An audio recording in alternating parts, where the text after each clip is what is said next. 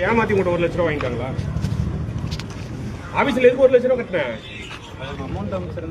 எந்த அமௌண்ட்? சரி, இப்ப நீ என்னமோ பண்ணு. இப்ப இங்க நிக்கிற ஒவ்வொருத்தருக்கும் பேர் எழுதி லிஸ்ட் கொடுத்துறேன். சரியா? இந்த மாசம் எல்லாத்துக்கும் டிஓ கட்டி விட்டு நீ கிளம்பிடு.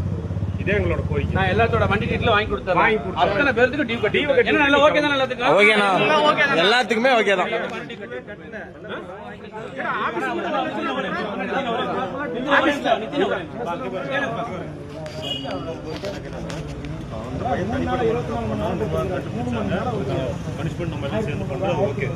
இதே மாதிரி அதாவது லஞ்சம் கொடுக்கறது தப்புனா வாங்கினது தப்புங்கிற கேட்டு பேசுறீங்க.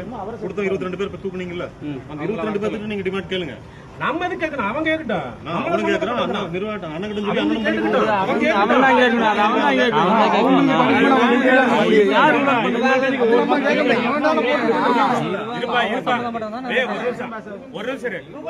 நீ வந்து அந்த 1 லட்ச ரூபாய் எப்படி கட்டினியோ அதே மாதிரி இங்க நிக்கிறவங்களுக்கு லிஸ்ட் கொடுத்துறேன்.